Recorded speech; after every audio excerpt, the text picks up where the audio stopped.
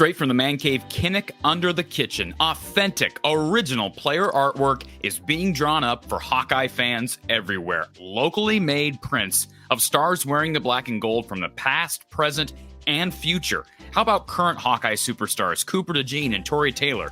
Legends of the past like Jack Campbell, Spencer Lee, and Tim Dwight. Plus future phenoms like Aaron Graves. There are so many options available. They make great gifts, and your purchase benefits the Hawkeye athletes wearing the black and gold. Visit Under the Kitchen on Facebook or at Under the Kitchen's new website. That's underthekitchen.square.site. Again, that's underthekitchen.square.site. Check out Under the Kitchen today and get your authentic, original Hawkeye print. Week 230. Brada's branded thoughts from the Hawkeye of the Storm, and I'm joined by a familiar face, very special guest here. Coach Don Patterson is with me. We're talking about a massive, monstrous, mega game on Saturday, December 2nd. It's a Big Ten championship game. The Hawkeyes, winners of the West Division for the second time in the last 3 years, and they will face a team they're familiar with, Michigan, a team they faced 2 years ago in this game, a team they faced in Kinnick a year ago, and a team that's very familiar with this game. They've been here 3 straight times as well. Coach, it's good to see your face. I know this season has just flown by, but if you had told me back in August that we'd be sitting here in late November talking about a Big Ten title game, I'd have said, bring it on. You would have also said, I think we have a good chance to get that done. As we discussed a long time ago, we felt really good about our schedule. We knew that going to Penn State was going to be a huge assignment. We also knew it was going to be hard to run the table on the rest of the games, but you talked about 9-3 or even 10-2 as being a very realistic goal for this team. And here we are, 10-2, in spite of quite a few injuries.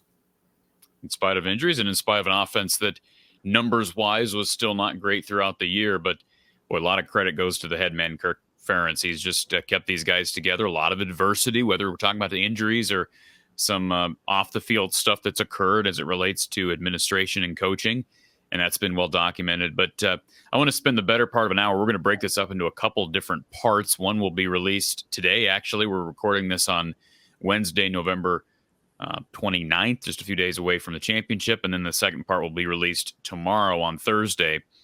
But I want to start with this. I'm going to kind of throw you the floor, Don. I want to kind of get your take on, after looking through the analytics and kind of examining both of these teams and lead up to this game, how you would describe this matchup in general. You told me prior to recording you think maybe Iowa matches up a little bit better than some people may think.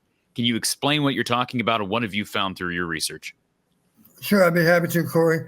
As I mentioned to you off the air, too, I'll be happy to discuss the methodology that I went through. I simply won't give you the actual information that the coaches are going to have, or that already do have, for that matter. I dropped it off today. One thing you got to realize, Corey, Big Ten analytics don't matter for this game. I treat this game just like a bowl game. So all I do, I zero in on Michigan's 9 conference games and Iowa's 9 conference games. And I take those 18 games and I look at it, all 18 of them from a standpoint of the 25 parameters that we normally check in all games with. And I ask that same question: who won the parameter, who won the game? So what I'm looking for, of course, are parameters that are very, very tied to winning. Which ones have the best winning percentages? Those are the ones that clearly matter the most. There are 4 that stand out. And without telling you what those parameters are, I'll give you an idea of the numbers behind them. The one that had the highest percentage, 94% win, when you looked at the 18 games. Michigan's games, the team that won this parameter won all 9 games. Of course, that was Michigan in all 9 cases.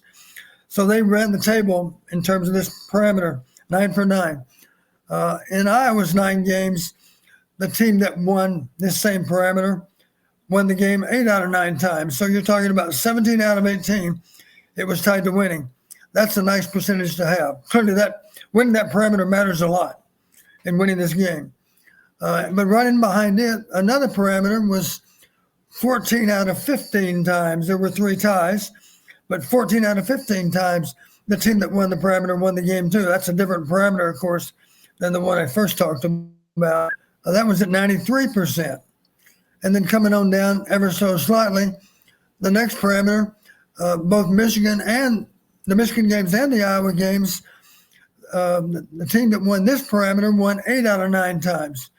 8 out of 9 involving 9 Michigan games, 8 out of 9 involving 9 Iowa games. So that's 16 for 18. That's 89% win. And there was the next parameter down that totaled 15 out of 17 times, 88% win. Those 4 parameters stood out as clearly the most important that relate to this particular game. Equal information coming from both Michigan and Iowa's games, those 18 games. Here's the bad news, Corey. No surprise to hear this. Michigan's really good at all 4 parameters. They're excellent at all 4 parameters. But here's the good news for Iowa fans. Guess what? Iowa's pretty darn good at those 4 parameters also. Now, maybe not quite as good as Michigan, but in some cases, it's a really fine line between who's got the better numbers. So with all that in mind, I thought I'm kind of crazy to consider all 9 games, trying to make it an even more legitimate comparison in terms of numbers. I looked to see how many common opponents did we have among those 9 games. Turns out we got 6 common opponents. So I went back and I looked at all 6 of those games to see who had the better numbers versus those same common opponents. And with all that in mind, that took some time to do, but I'm glad I did it because I broke it down for the coaches 6 games and who won the winner. So even what kind of margin did they have in winning it compared to the other team? And then at the end of those 6 games, I simply figured out what was the average margin. What was the average margin in terms of how Michigan or Iowa stacked up against those same 6 opponents? People might be curious to know who those 6 opponents are. I'll tell you who they are. We both played Penn State. We both played Michigan State. This is in order that we played them. We both played Purdue, Minnesota, Rutgers, and Nebraska. And one thing I haven't done is go back to see where those games were played. Of course, it's easy for us to remember. We played Penn State on the road, Michigan State here. Purdue was, help me out, here or there? It was here, wasn't it? Purdue was here. Purdue was here. Minnesota was here, I think. Minnesota was here. Rutgers was there. Nebraska was there. Is that right? Rutgers was here. Rutgers was here. So we had 4 out of 6 at home. Correct. We're only on the road for Penn State and Nebraska. So that was a little bit of a benefit for us. For all I know, Michigan might have had 4 out of 6 at home too. I can't get that much in the weeds in terms of who had 3 at home and who had 4. That's the bottom line. Of course, you have to play well on the road. And you have to play well in a neutral site, as we're looking at now. But the bottom line, those 4 parameters, I would say this: Michigan had a definite advantage on a couple of them, and a couple others were close. They had an advantage, but not much. Our numbers were just about as good as Michigan's versus those 6 opponents. So that's encouraging, right? So one thing, you brought it up, Corey, the way I said it to you, I think we match up better against Michigan than what fans might think, if only because we're good at a lot of the same things that they are, both of which do find it critical to winning. That's one reason we've been able to win, is we've been able to do the things that are most important pretty well, better than the opponent in so many cases. That's why we've been able to win, even though it was ugly sometimes. There's going to be quite a few fans that just hearing you, Michigan fans, hearing you saying something along the lines of, we match up better with Michigan than you may expect. There's going to be some Michigan fans, they're going to be angered just hearing you say that. They don't like being told that the other team has any chance. I'm happy to know that I might be getting under the skin a little bit. It's okay. It's not hard. It's not hard with that fan base, Don. Yeah. Yeah, they're a little on the arrogant side sometimes, I will admit. And yet I remember Michigan fans that were wonderful people that I got to know through the years after all those games against Michigan. But anyway, after you do all that, you're thinking, okay, I've got a pretty good idea. We still have to be able to be good at the things that matter the most. And we have to clean up our play to be able to get that done. I'll give you a couple of simple examples.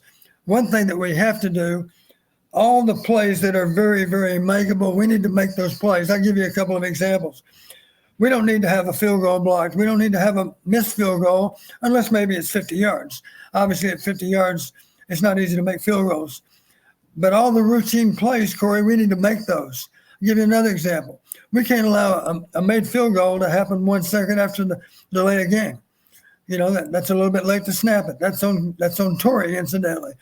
The holder's the guy that has to see.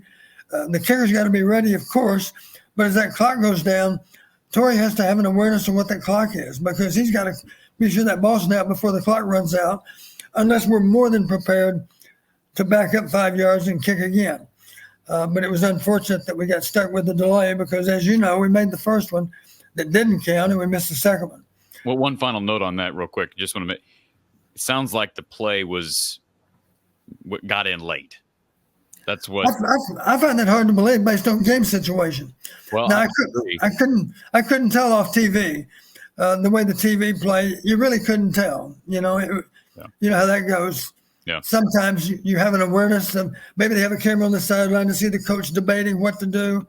I don't doubt that that's what happened. But the bottom line, if it comes in a little bit late, you still got to beat the clock. Sure. Or clearly take a timeout and not waste making a field goal that doesn't get to count. That's unfortunate. I'm sure that messed with Drew a little bit. I just kicked the field goal and it doesn't count. So now we got to back up and go again. Go ahead, though. No, I just I agree with you, and that was kind of I wanted to segue a little bit to turnovers and special teams. Obviously, that's not a turnover. When you miss a kick, though, with how crucial field position is, especially when you're kicking from 40 plus, boy, that flips the field. And you can kind of understand in some circumstances why Kirk opts to punt so much on 4th and short, even around midfield, because one mistake is virtually a turnover. It really is. That's why you call it a turnover on downs. But just talk about how important those two categories. We talk about it every week, but in this game against this team where the margin of error is so much slimmer, how important is special teams and how important is turnovers? Yeah. Well, you're right. And let's remind the listeners, too, you've heard me say it before, Corey, the fans always want you to go for it on 4th down, it seems. But they may not be as capable of making good decisions as Kirk is. I'm saying that tongue-in-cheek. We know that Kirk is more capable than any of them to really assess everything and make the call that makes the most sense. You heard me say before, Corey, even if we go for it 4th and inches at midfield, the fact that we convert doesn't guarantee that we're not going to have to punt 4 downs later. We're the same offense that struggles to move the ball. So even if we convert on 4th and 1 at midfield, does that suggest that we're going to go make a touchdown? That's a little bit ludicrous, and we might have to punt 4 downs later and still not be in field goal range. And we risk field position to do that if we're not really confident that we can make the necessary yardage. That's a fool's errand to make that attempt. So the bottom line, field position game is important. And in general, as you know, we win field position.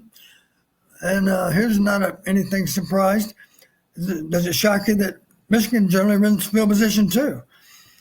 Truthfully, I think Jim Harbaugh and Kirk have a lot in common. I think they both understand a good way to play the game. Michigan does very, very rarely shoot themselves in the foot. And we're in that same category. So we win in very much the same way. Michigan looks a little better in doing it, if only because they're more productive on offense. But the good news is, if anything, we have a slight edge in so many areas on defense. And so that Michigan offense is going to have to measure up against what is without question one of the best defenses we've ever had. So when you talk about common opponents, Don, I'm just curious because you brought up the 6 common opponents, and somebody submitted this into me in a comment on YouTube on a live show recently. You're talking about just the difference in point differential with these common opponents. How much do you read into point differential? I'm talking about a lot more than just point differential. I'm looking at all kinds of different statistics within the game itself, but I'm zeroing in on the ones that matter the most. So I think just comparing points doesn't really give you that full picture. When you look at points, just for an aside here, So Michigan is 6-0 against those common opponents. Iowa 4-2. Right. But according to this viewer, and I think these numbers are accurate, Michigan's plus 190. Plus 190 in those 6 games? Plus 190 in those 6 games. Iowa's plus 8. That's stark. I mean, that's drastic. Right. Part of that is how Iowa plays and how Michigan plays. And so you're saying don't read into the point differential thing too much? Well, we've mastered the art of winning close games. I'll say it that way. Michigan hadn't shown that they can be as adept at that as we are, truthfully. You think about it, too. Here's another thing to think. What's that? They don't need to. They don't need to unless they happen to be stuck in a close game, and now all of a sudden it's a foreign situation to them. It's one that we're very used to. We're very used to the game coming down to the wire. Very true. Very good point. Michigan is not. Now we still have to play the game so that we make that happen. We don't have to win by more than one. We don't, as I like to say, if it was a midseason game and coincidental with the World Series, I would remind our guys, this is not best of 7. We don't have to beat them 4 out of 7. We have to beat them one time. So let's not worry about whether or not they're a better team. They just have the problem they have is they have to be a better team this Saturday evening. That's when they have to be a better team because there's no second chance. And let's face it, let's just imagine the game is tight throughout. Let's imagine we are playing from behind throughout. But let's also imagine we've managed to keep it close. Here we are now in the 4th quarter, and it's still a one-score game. You tell me, Corey, who's experiencing more pressure at that point, us or them? Yeah, I think the answer to that is clear. And I think the one big fear from Iowa fans is, in the past, we always equate this offense to 2022, 2021. But there is a stark difference when you look at what this offense was able to do even in 2017 through 19, certainly 2020 with the run game that was very consistent. And then, go back into even the Greg Davis era, Ken O'Keefe OC era, where the offense was at least palpable, was able to do something. You could count on it to do something. The fear I know from a lot of Iowa fans is they don't feel like they can count on this offense to do anything against anyone. Maybe it does, like against Rutgers, you put up 22 and you go for 400 plus yards. But you go back 2 years ago against this Michigan team, and you're right, the defense is going to keep you in the game. It kept you in the game from, the whole first half and part of the third quarter. But eventually there's so much pressure on that defense that you can only do so much. The dam's going to break. What reason do you have, Don, to think that this offense is more capable of production against this Michigan defense than the 2021 version of both units? Let me start off in answering your question. Let me start off by answering this question, which I think is also fundamental to Saturday night. What reason do I have reason to believe that this game will have a different outcome than 2 years ago? One reason I think we're going to surprise some people Saturday night is simply because we have a lot of guys that are making this trip to Indy that made that same trip 2 years ago. And they realize what happened 2 years ago, and they realize we have to find a way to take steps to prevent that from happening again. Now, easier said than done. I'll be the first to acknowledge that. But wouldn't you at least acknowledge the fact that we were there 2 years ago and disappointed ourselves with how we played? Doesn't it a better chance to solve that this time around, knowing what we know from 2 years ago? I think it does. I think experience is a good teacher. And I think we have. You're obviously talking in a much more intelligent football language than I am. But as the closer I get to this game, the more I think this. I'm no question about it. I'm picking Michigan to win this game based off the numbers, based off the matchup, based off everything. But I have a hard time seeing a repeat of 21 as well. And I just have to think Iowa, if they're going to lose this game, they're going to lose it in the 4th quarter. They will hang around and figure out a way to produce some offense. And the one thing I brought up to you, Don, and this kind of goes into the next topic I wanted to hit on, it involves Brian Ferentz in this offense because, say what you want. I know there's been talk about, why is Brian Ferentz wearing all black? Why isn't he wearing Hawkeye stuff? Is he sending a message to the administration? Regardless of that discussion, I think you and I can both agree he's a Hawkeye at heart.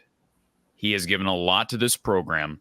this is Brian's last chance against a Big Ten foe on the national, maybe the last chance on the national stage. If they win, they're going to have a chance in a New Year's Six Bowl, but they probably won't if they lose. So I've been saying this for the last month and a half, Don. I would think with everything in me that Brian, specifically Brian, not just Kirk, but Brian is going to throw the kitchen sink at Michigan. And I don't know exactly what that looks like. I don't think that just means, hey, we've got a halfback pass that we're ready to use along the goal line to our fullback.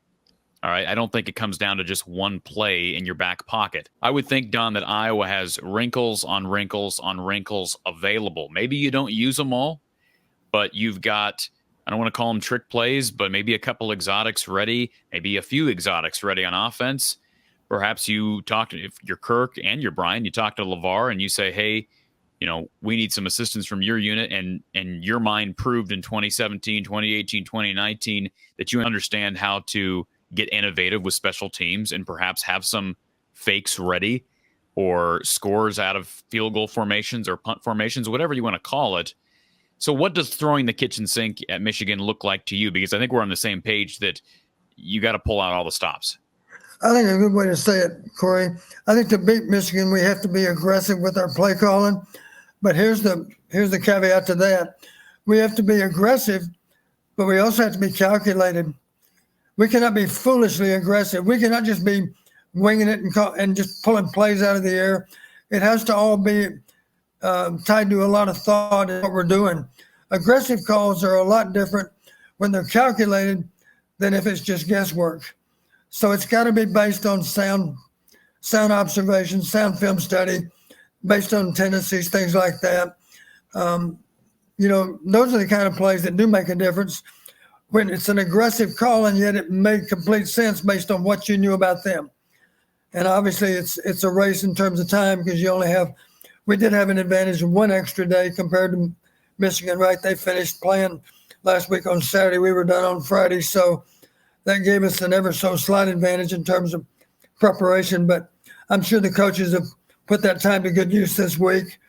And I think back to that Ohio State game in Kinnick a few years ago, we were very aggressive with our play calling, and it did pay off because we had to continually outscore Ohio State. We gained the lead, and we found a good way to keep the lead too. It involved aggressive play calling with our offense. And then let's go back, talking about those fans that are concerned. I think we had a game against Michigan in 2016. If I'm not mistaken, Corey, they were 21.5-point favorites. And we know how that game ended. The way Iowa typically beats highly ranked teams, if they beat them, is with a last-second field goal or a last-second touchdown. In that case, it was the last-second field goal. The 21.5-point spread or whatever it was did not matter. We still won the game. I will admit we were playing at home. That helped a little bit. But here's the good news about playing in Indy. It's going to be half our crowd and half theirs. So we are going to have a very vocal 30,000 or whatever half is. We're going to have a very vocal fan base there. I would suggest to you ours might be louder than theirs simply because they're showing up expecting to win the game and we're not. All right, strike two on Coach Patterson because Michigan fans are going to get angry when they hear that as well. You were at that game in 2021. I was not, but even Mason Richman made a point this week of telling the media that, hey, it was like 75, 80% Michigan fans in 2021. So, Don, what reason do you have to believe that half that stadium is going to be Hawkeye fans? Well, maybe I'm too optimistic about what our fans might think, but I know we're going to be there. And one reason we are is this team deserves our support. Now, clearly, even if they deserve it, doesn't mean it's convenient for you to get there. Or maybe it's a cost issue or a travel issue, whatever. I guess I shouldn't assume it's going to be half supportive of Iowa. I don't know that. But I'll put it this way. Those that are there wearing black and gold, they're going to be vocal as often as they possibly can. Don, how important do you believe it to be that Deontay Vines looks like he's going to be making a return this week, that Caleb Brown is going to be back and healthy after missing much of the second half against Nebraska? How important is it to have a couple of athletic, quicker wideouts as opposed to having to run? Nico is capable, but boy, without Caleb, without Deontay, your options out wide are limited? Well, you need as many options as possible, especially if they satisfy the requirement of potentially being able to make a big play. Being able to get a 50-50 ball on a ball that's thrown way down the field. And we certainly feel pretty good about Vines being able to high point a ball. And for that matter, we feel good about Caleb being able to gain separation. Or maybe the other way that Caleb's impressed me is catching a short pass and turning it into a long gain, because he's a little bit like a running back when he's got the ball under his arm. So I think it is important to have those guys available. And the beauty of this kind of game, if just imagine this, Corey, if each of them could just give us 2 big plays apiece, that'd be a lot. That might be the difference in the game. For that matter, maybe the difference in the game is each of them providing us with 1 big play. It doesn't take many. That's the point. I do want to get back to explosive plays in just a second, because I'm intrigued by that category, both on offense and on defense. But before we do that, I do want to address some of the awards that were handed down this week. One of which being, it hasn't actually been officially handed down yet, but Phil Parker is one of 5 finalists for the Broyles Award for Nation's Top Assistant. He's the only defensive coach on that list. Don, we talk about it all the time, but I think Phil's going to have a much better plan than he had in place in 21. I'm not saying the plan was bad in 21. Again, they held Michigan down for much of that game, but you think about the halfback pass from Edwards that ended up biting Iowa in the defensive backfield. You had a big run by Blake Corum for a touchdown. Those types of plays cannot happen. And again, that will kind of lead us into the topic of explosive plays. But can you just talk about Phil and what type of confidence do you have in Phil Parker going up against a really explosive offense this week? I have great confidence in relation to Phil on each and every game he's ever coached in recent years. And one reason I can say that, let's just realize this. One of the stats that I keep is explosive plays or super explosive plays. And just to remind people of what we're talking about, explosive would be anything 20 yards or more. Super explosive would be anything 30 yards or more. Here's the nice thing to know. Michigan's very, very good in preventing big plays too. Guess who's better, us or Michigan? The answer to that is a resounding Iowa is better. Now, that doesn't mean we can beat them on Saturday night in that same category, but that certainly gives us a good chance, because we do not give up very many explosive plays at all, nor do they. But the reality, even in those 6 common opponents too, is that we did against those same 6 opponents. So I like our chances of being able to prevent explosive plays. It's easier said than done. Let's face it, we had one huge play last week against Nebraska. Thankfully, it didn't cost us a game. But we cannot afford to give up chunk plays against Michigan, and they're going to try to make some, and it's going to be a test for us to be able to prevent them from doing so. Don, Iowa is down Cooper DeJean. All right, the defensive backfield. Your level of confidence with a young Deshaun Lee in this situation, because I mentioned 2021, and Jamari Harris, I wouldn't say played badly in that game, but again, the defensive backfield was a little bit exposed at times against some really good wideouts and good play calling from Jim Harbaugh. What's your level of confidence right now with Iowa's DBs with Cooper being out? Well, that's a concern. There's no doubt about it.